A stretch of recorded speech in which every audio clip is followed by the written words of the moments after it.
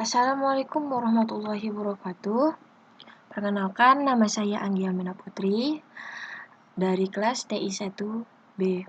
Hari ini saya akan mempresentasikan PowerPoint yang berjudul Penerapan Teknologi Informasi di Pemerintahan untuk mengisi nilai remedi pengantar teknologi informasi.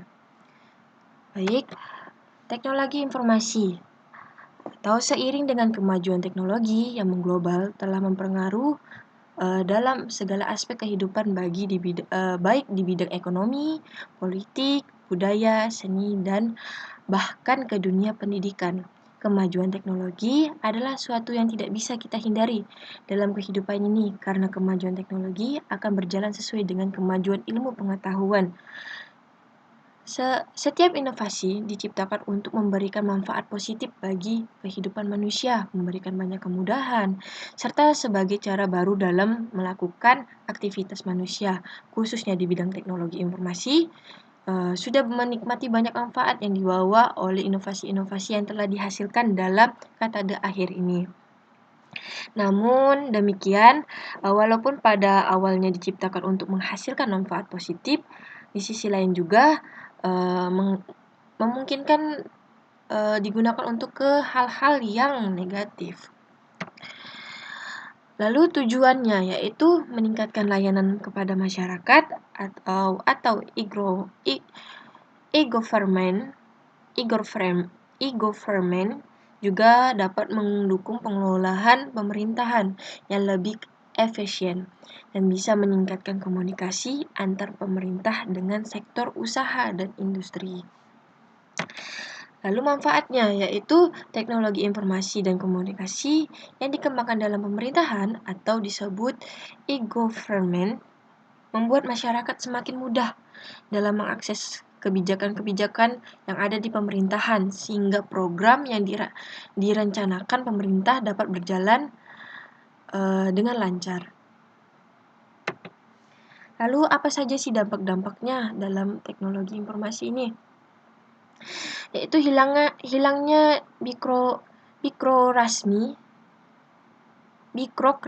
birokrasi yang selama ini menjadi penghalang bagi masyarakat. Adanya e-government sehingga ini akan berimbas pada sumber daya manusia. Setiap pelayanan publik dalam penyelenggaraan pemerintah, teknologi informasi dianggap sebagai alat atau pengotomasi proses yang dapat mengurangi secara manual. Lalu, komponen-komponen apa saja sih yang digunakan untuk teknologi informasi? Yaitu ada 3, perangkat keras atau hardware, perangkat lunak atau software, atau manusia atau disebut juga brainware. Lalu apa saja sih yang di perangkat keras atau hardware ini? Pasti menggunakan monitor, keyboard, mouse, printer, hard disk, memori, mikroprosesor, CD-ROM, kabel jaringan, antena telekomunikasi, CPU, dan lain-lain atau barang-barang yang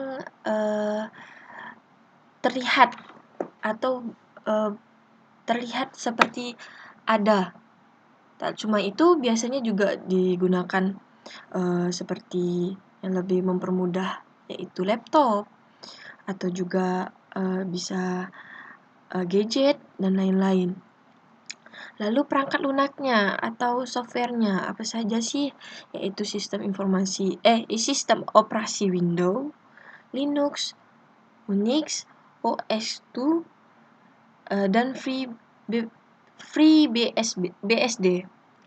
Ada juga perangkat lunak yaitu Jet Audio, Windows Media Player, Winamp, Real Player, dan lain-lain. Tak cuma juga itu, biasanya juga untuk menginput data juga digunakan beberapa Microsoft atau seperti Microsoft Excel, Microsoft Word dan lain-lain, Access, untuk menginput data yang digunakan untuk dalam pemerintahan. Dan yang terakhir yaitu brainware atau manusia, yaitu seorang programmer atau orang yang diamanahkan untuk memegang data tersebut. Atau bisa dibilang orang yang memegang data-data tersebut, tapi harus dijaga dengan rahasia. Ada tata-tata keramanya biar data-data itu tidak bisa bocor kemana-mana, sehingga dapat mengakibatkan kejadian-kejadian yang tidak diinginkan. Lanjut, tata kelola keamanan sistem informasi. Menurut Profesor Chris Hardus Eko Indrajit, dalam menyusun kebijakan keamanan informasi, dikatakan bahwa keberadaan kebijakan keamanan atau security policy merupakan sebuah infrastruktur keamanan yang harus dimiliki oleh sebuah organisasi atau perusahaan yang ingin melindungi aset informasi tersebut. Ya, contohnya di pemerintahan, data-data itu tidak bisa digunakan sembarangan orang karena itu adalah aset negara, atau bisa juga data rahasia yang hanya bisa diketahui oleh orang-orang yang terpilih, orang-orang yang diamanahkan untuk dilakukan untuk biar tidak data itu kemana-mana. Lalu pengelolaan aset informasi atau sistem informasi. Menurut Ross et al. 1945 mengatakan terdapat 3 aspek yang terdapat di dalam aset ICS atau Human Relationship dan Teknologi. Aset merupakan aktivitas terwujud yang memiliki umur yang lebih panjang dari 1 tahun.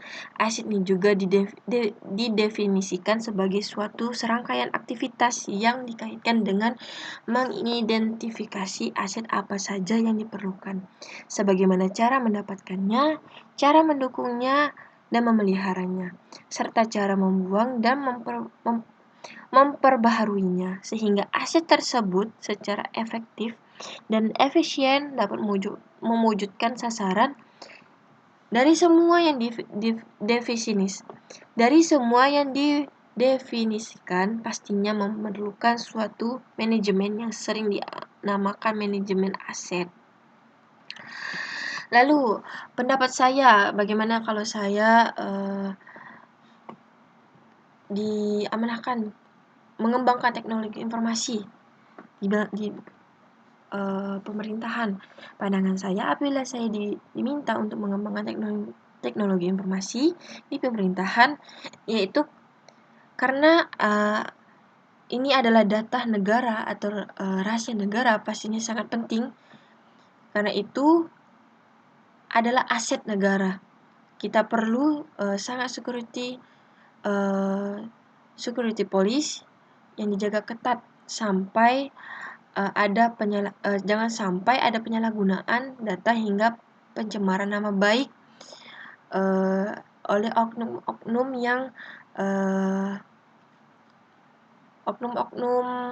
penyalahpenggunaan. Tak cuma itu, teknologi dapat juga digunakan untuk menghubungkan pertemanan antara negara dengan negara lainnya, yaitu kita dapat menjalani hubungan pertemanan antara negara Indonesia dengan negara lainnya. Baik, sekian dari saya. Kurang lebihnya saya mohon maaf. Assalamualaikum warahmatullahi wabarakatuh.